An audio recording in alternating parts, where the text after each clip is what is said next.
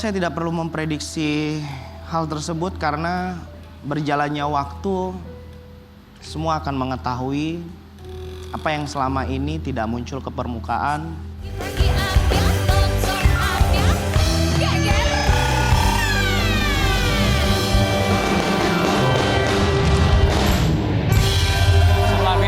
Sosial, beberapa waktu yang lalu kita juga melihat postingan dari Sarwenda di Instagramnya dengan menggunakan kemeja putih polos meminta maaf kepada publik. Ya.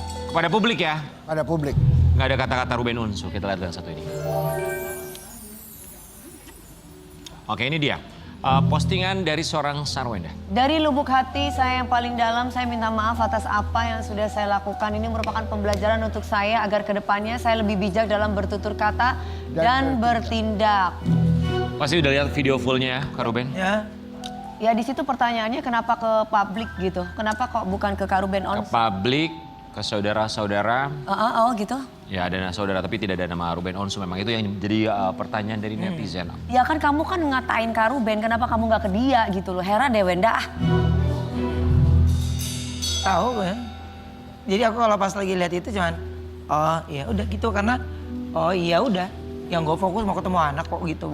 Setelah kejadian ini, apakah ada dari Wendanya menghubungi langsung ke Kak Ruben? Kalau menghubungi itu cuman WhatsApp misalnya? Enggak, cuman ngundang ulang tahun anak aja. Oh ngundang? Undang. Undangnya Hamin berapa? Oh enggak, dari hari Selasa kok. Hamin Selasa, Rabu, Kamis, Hamin 4. Hamin 4. Hamin 4. Terus adiknya kenapa nggak minta maaf Cuman, juga? maksudku, oke yang mana ini? Adiknya juga kan semua itu satu komplotan itu kan harusnya minta maaf juga dong. Baik yang sama namanya siapa satunya itu perempuan yang katanya Manda itu. Harusnya tiga-tiganya itu harusnya mereka minta maaf loh. Harusnya loh. Secara langsung maksudnya? Misalkan nggak ya bukan hanya secara langsung aja tapi ya tetap secara sosmed kan ini kan menyebarnya di sosmed. Ya. Nggak tahu ya kalau saya mah. Kalau tentang itu mungkin lebih ke pribadi mereka gitu, pribadi dan watak. Saya cuman intinya saya itu mau ketemu anak, udah. Sana sini. Jadi maksud saya tuh kayak orang mau arahnya kemana, lo ngomongnya kemana. Akhirnya gue jadi ikut-ikutan deh. Karena ya semua yang lo ucapin harus gue jawab lah. Ya. Harus gue jawab sehingga udah nggak mau diem lagi. Wah lu jadi ada lagi roadshow kemana-mana. Oh enggak, saya datang di acara di mana itu live ya, yang semuanya saya bisa sampaikan secara langsung. Itu tidak ada potongan-potongan. Kekhawatirannya Kak Ruben tentang anak-anak nih sekarang ini, apalagi ini udah ramai sekali sosial media. Kepikiran nggak atau langsung nanyain ke Tania, gimana kabar kamu nak gitu? Ada nggak? Terlalu tinggi temboknya. Terlalu tinggi temboknya karena? Ya itu temboknya itu siapa Kak? Temboknya itu mereka jadi gitu. Buat saya likak-likuknya itu buat saya tahu jalurnya gitu. Makanya saya sangat berhati-hati sekali. Ruben tuh kenapa saya harus berhati-hati karena saya masih ngejagain ya. Saya udah nggak ngerti deh. Saya di mata anak saya kayak apa saya terserah. Tapi saya akan terus berusaha. Ya. Gitu saya terus berusaha. Sampai benar-benar ya Allah izinkan. Kemarin ada statement dari pengacaranya Sarwenda, ada kalimat yang kita cukup kaget sih mendengar istilah mantan ayah. Ini pertanyaan kepada abangnya, apakah ini sebuah bentuk slip of tongue, salah ngomong, kesilapan atau gimana ya? Tapi gimana tanggapannya mantan ayah disebutnya? Tahu tuh, gak ngerti. Mungkin dia lagi bercanda kali. Atau apa saya nggak ngerti. Tapi kenapa saya harus luruskan? Enggak, siapa tahu kan kita sama-sama belajar ya. Jadi ada yang saya belajar dari beliau, ada yang mungkin beliau juga belajar dari saya, gitu aja. Tapi slip of tongue ya sebenarnya memang apalagi profesi kita tuh sudah sangat mumpuni untuk berkomunikasi. Apalagi di dalam sosial media, lebih baik ditulis dulu narasinya. Kak Ruben sekarang tinggal sama siapa? Sekarang tinggal sama siapa? Sama Onyo. Berdua aja? Ya. Jadi dia sama ada yang kerja di rumah. Onyo bilang apa Kak Ruben dengan kejadian apalagi sekarang ini sudah besar sekali ya. Mungkin baru-baru ini ada ngobrol sama Onyo. Kalau ngobrol tentang hal ini, kami berdua kayaknya sama-sama saling ngejagain banget gitu. Jadi kalimat yang bisa diucapkan sama dia ya, kita selalu sama-sama ya ayah gitu. Itu yang apa ya? Singkat tapi dalam ya. Iya. Jadi saya tahu bagaimana hatinya. Cinta sesungguhnya. Dia masih kok memikirkan bundanya. Gitu. Dia masih kok. Tapi kalau kita lagi duduk gitu berdua gitu. Kok sampai sejauh ini ya Nyoh? Gitu. Kok sampai gini ya? Jawabannya ya benar. Kita harus selalu sama-sama gitu. Kita melihat beberapa kali di media Onyo tuh ngebelain ayahnya banget. Ada satu ungkapan perasaan dari Onyo untuk Ruben Onsu. Ruben Onsu tidak pernah sendirian. Selalu ada Allah. Jam 4 pagi sejadah selalu digelar. Dalam setiap sujud pada setiap tahajudnya apa doa seorang Ruben Onsu? Saya pertama bisa ucapin saya pasti selalu mohon ampun, minta maaf. Saya juga manusia biasa yang gak luput dari banyak salah, hilaf, dosa. Saya tidak pernah mengklaim diri saya paling benar. Enggak. Jadi saya selalu minta maaf sama Allah. Yang kedua, saya cuma minta dia bisa diberikan kesehatan. Dan kesabaran yang lebih luas lagi. Dan mudah-mudahan ya semuanya saya serahkan sama Allah aja. Saya serahkan sama Allah. Bahkan saya datang ke sini pun semua udah Allah yang atur. Gitu. Semua udah Allah yang punya rencana gitu. Kalau saya terlalu banyak rencana nanti nggak sesuai dengan apa yang diinginkan, nanti saya malah kecewa. Jadi saya berdoa saja, entah doa mana yang diterima saya juga nggak tahu. Tapi semuanya saya lakukan. Ya karena hidup saya sudah melewati kanan, kiri, atas, bawah, depan, belakang gitu. Jadi ternyata yang saya perlukan ini adalah kekokohan sebuah iman gitu. Ya. Kalau mungkin saya tidak ada di posisi sekarang, mungkin saya udah marah-marahnya lebih meledak. Tidak yang seperti meredam diri gitu. Ya. Tapi mengungkapkan ini bukan mengungkit, tapi ini saya mengikuti udah overload. Ya. Normal. Di badan saya sudah overload gitu. Makanya saya menghindari kayak mall, takutnya ada anak kecil lari-lari, itu tuh sakit loh, sakit banget. Rindu ya. Apa yang ingin disampaikan untuk Thalia dan juga Tania jika mereka nanti suatu saat sudah paham dan juga melihat tayangan ini? Suatu saat kalau dia melihat ini ya mudah-mudahan mereka bisa belajar menjadi anak yang lebih sabar dan menghadapinya kuat. Kalau ayah bisa ngelewatinya suatu saat nanti, kalian pasti bisa. Dan kita lihat Tania, ayah ingin ketemu sama kalian, hanya sama kalian aja. Ya, hanya sama kalian. Sabar dulu. Ayah juga berusaha terus. Bukan ayah tidak mau datang ke sekolah. Karena ayah tahu bagaimana suasana kalian. Kita harus ketemu dulu bertiga.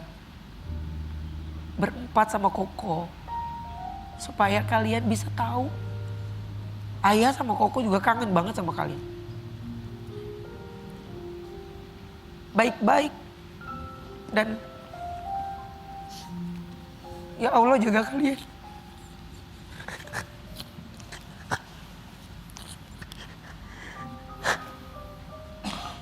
Dan semoga Allah selalu menjaga seorang Ruben Onsu. Semoga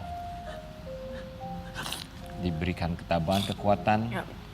Semua pihak diberikan kelembutan hatinya untuk bisa mempertemukan ayah dan anak. Dan tidak pernah ada istilah mantan ayah.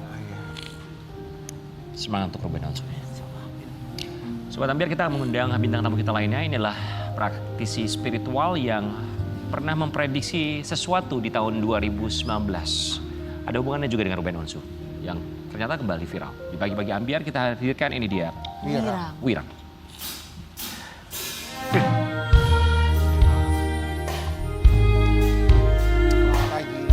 Selamat pagi. Apa kabar, sehat Mas Wirang? Mas Wirang tumben nggak pakai masker, sekarang pakai kacamata. Kemana maskernya hilang? Lagi dijemur topinya. Oh, lagi dijemur ya. Silakan Mas Wirang, kami semua di sini okay. mengucapkan terima kasih banyak. Banyak hal yang sudah diprediksi oleh seorang Wirang. Kali ini kita mau kasih lihat prediksi di tahun 2019 ini ada hubungannya dengan Ruben Onsu dan juga Sarwenda. Seperti apa prediksinya saat itu? Wirang itu kan prediksinya tuh secara general, secara luas ya. Itu apa yang diprediksi itu apakah gambaran yang dilihat seperti keadaan sekarang? Oke.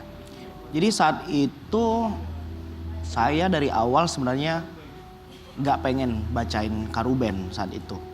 Tapi Kak Ruben bilang, ya udah ngomong aja apa adanya. Apapun yang lo lihat di diri gua saat itu. Jadi memang saya menyampaikan banyak hal saat itu. Dari mulai usahanya, bisnisnya, terus sampai itu di situ tuh saya menjelaskan bahwa akan ada keributan yang tidak wajar. Sebenarnya itu langsung mengarah kepada hubungannya, kepada rumah tangganya. Tapi saya saat itu tidak mau menjelaskan secara spesifik karena lagi live. Jadi saya berpikir ini kalau saya bilang bisa, ya saya nggak nyaman aja menyampaikan itu saat itu. Makanya saya hanya memberikan kisi-kisinya saja. Tadi menyebutkan ada 4 orang ya, ada 4 orang yang nggak suka dan mencoba untuk menghancurkan. Apakah 4 orang salah satunya Mbak Mulut Julid itu? Ya intinya saya yakin juga saat itu Kak Ruben dan sampai hari ini dia mengetahui siapapun orang itu. Itu bukan ranah saya untuk menjudge siapa orangnya dan publik.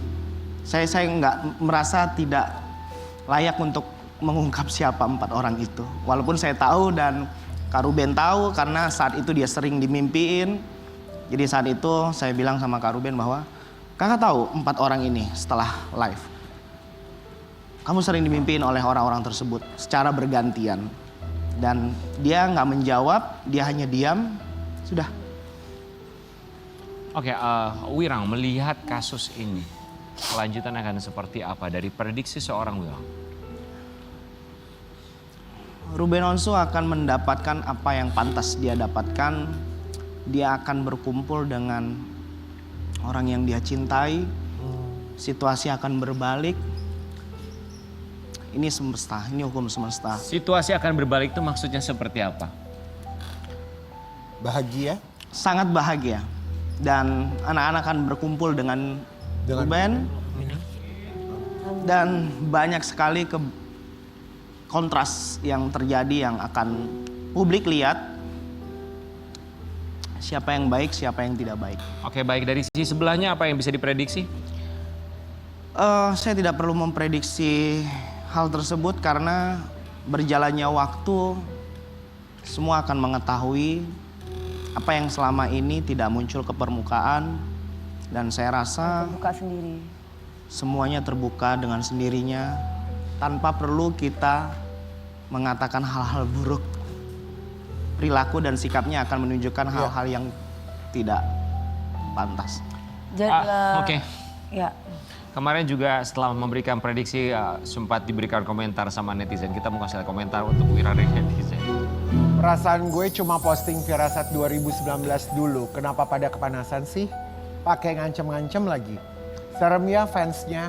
Alama, oi, semakin dicuci bersih walau pakai sabun, kalau lumpur ya tetap bau amis.